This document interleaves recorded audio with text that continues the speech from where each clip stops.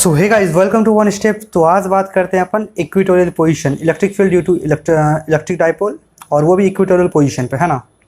तो last video में हमने देखा था कि कैसे अपन इलेक्ट्रिक फील्ड कैलकुलेट करते हैं एक्सियल पोजीशन पे। तो इस वीडियो में हम लोग देखेंगे कैसे इक्वेटोरियल पोजीशन पे अपन इलेक्ट्रिक फील्ड कैलकुलेट करेंगे, वो भी डाइपोल की वजह से। तो मैंने दो चार्जेस कंसिडर करी, एक पॉजिटिव चार्ज है, दूसरी नेगेटिव चार्ज है। उन दोनों के बीच में सेपरेशन हमारा क्या हो गया, 2a, ठीक है। तो अभी मुझे अभी इसी डाइपोल के लिए, तो हमारा डाइपोल का स्ट्रक्चर हो गया। अब मुझे इस डाइपोल के लिए इस ए पॉइंट पे मुझे इलेक्ट्रिक फील्ड कैलकुलेट करनी है, ठीक है। तो मैंने क्या किया कि अभी एक एक्सिस बना दिया, और ठीक है। तो इस ए पॉइंट पे देखते हैं अपन। तो नेगेटिव चार्ज के लिए इलेक्ट्रिक फील्ड हमारा ये होगा, जिसे हमने E2 नाम दिया था पहले भी। तो E2 हमारा क्या हो गया भाई, electric field due to negative charge, और E1 हमारा क्या हो गया भाई, electric field due to positive charge. तो अभी अपन पॉजिटिव चार्ज के लिए कंसर्न होंगे, तो इसके लिए इलेक्ट्रिक फील्ड हमारा किधर हो गया, इधर हो गया, है ना। लाइन ऑफ एक्शन से अपना आउटवर्ड की तरफ जाएगी। तो ये हमारी E1 हो गई, ये हमारी E2 हो गई, ठीक है। अभी मैं क्या बोलता हूँ ना, एक और इधर लाइन ड्रॉ कर देता हूँ इस वाले से। मैंने एक हाइपोथेटिकल एक्सिस मान लिया। तो अब मैं E1 और E2 का नेट रिजल्टेंट निकालूंगा। तो ई नेट हमारा क्या हो गया भैया, E1 प्लस E2। तो जैसा आप देख रहे हैं यहाँ पे, E1 और E2 हम लोग कैलकुलेट तो करेंगे, बहुत सही। लेकिन E1 और E2 को कैलकुलेट करने के लिए हमें उसे पहले कंपोनेंट में ब्रेक करनी पड़ेगी। तो पहले उसे कंपोनेंट में ब्रेक करते हैं। तो इधर हमारा हो गया E1 का कॉस थीटा, एंड इधर हो गया हमारा E1 का साइन थीटा, है ना। अभी E2 का इधर हो गया E2 का कॉस थीटा, एंड इधर हमारा हो गया E2 का साइन थीटा, ठीक।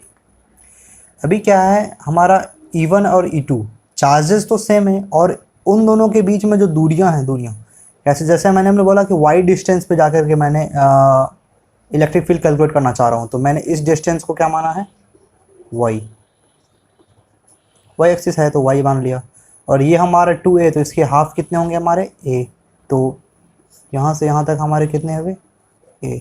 तो ये हमारे a हो गए, ये y हो गए। तो ये हमारे क्या हो गए, a square plus y square root over Pythagoras theorem, ठीक। तो ये भी उतना ही दूरी होगा, ये भी उतना ही होगा। तो उन दोनों के बीच में तो डिस्टेंस तो सेम ही है। कहने का मतलब हमारा E1 का मैग्नीट्यूड बराबर E2 का मैग्नीट्यूड तो होगा, सही। क्यों होगा बराबर, क्योंकि डिस्टेंस भी सेम है। मुझे E का फॉर्मूला क्या पता है, KQ/R²।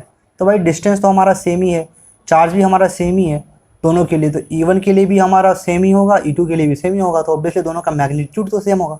लेकिन मैग्नीट्यूड सेम होगा इसका मतलब ये तो नहीं कि उसका डायरेक्शन सेम होगा।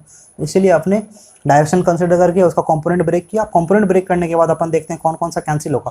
तो यहाँ पे देखेंगे हम लोग E1 cos theta and E2 cos theta cancel होगा। cos थीटा तो ऐसे ही कैंसिल हो गया, क्यों, और E1 E2 तो बराबर ही है।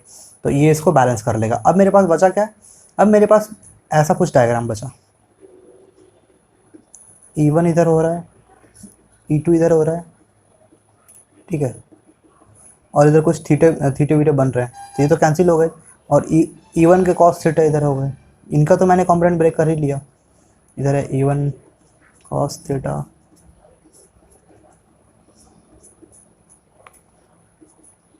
E2 कॉस थीटा, बहुत सही।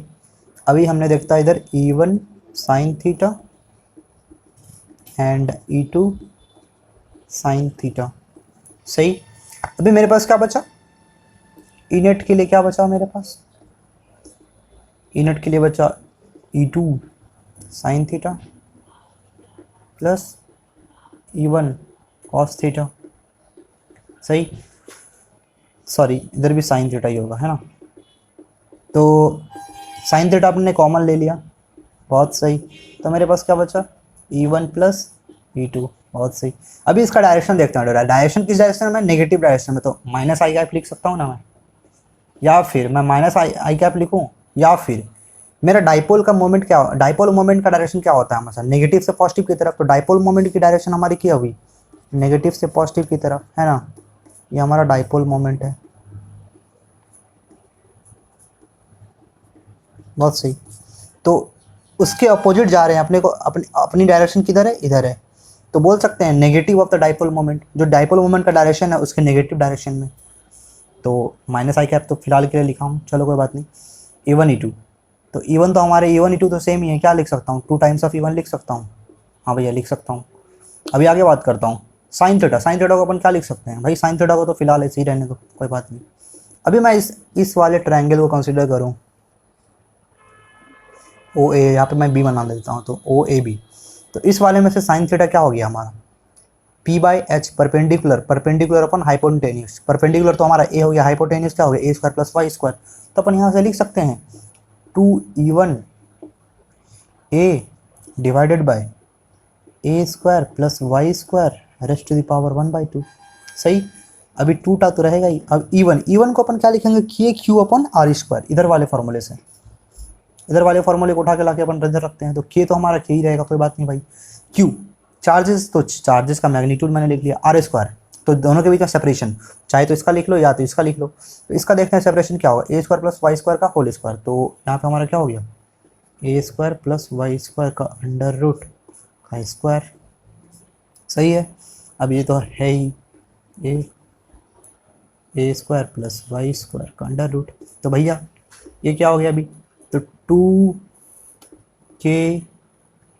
2k q a divided by a square plus y square to the power 3/2। भैया क्यों 3/2, ये तो रूट हट गया हमारा, रूट हट गया तो पावर इस पे 1 है, इस पे पावर 1/2 है, तो 1 + 1/2 कितने हो गए, 3/2। अभी आगे बात करते हैं अपन। तो k को अपन इधर छोड़ देते हैं, 2q और a को अपन क्या लिख सकते हैं, तो p लिख सकते हैं यहाँ से, q × 2a, तो वही तो हो गया 2qa। तो k p divided by r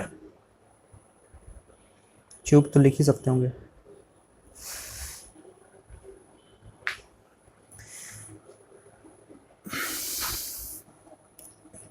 हाँ, तो k p divided by a square plus y square to the power 3/2। तो ये हमारा आ गया इलेक्ट्रिक फील्ड का फॉर्मूला। लेकिन अपने को तो सब केस भी देखनी है, क्या देखनी है अपने को, सब केस। तो सब केस में क्या होगा कि जो हमारा डाइपोल लेंथ होगा ना, डाइपोल लेंथ होगा ना बहुत छोटा होगा अपने वाई से, तो वाई इज़ बहुत बहुत बड़ा ए से। तो मैं क्या करूँगा, ए को नेगलेक्ट कर दूंगा, तो यहाँ पे ए को ख़त्म किया तो बच गया हमारा इलेक्ट्रिक फील्ड का formula, k p divided by y cube. यही तो हमारा जनरलाइज फार्मूले हैं। तो हमने देखा जैसे, तो electric field due to dipole,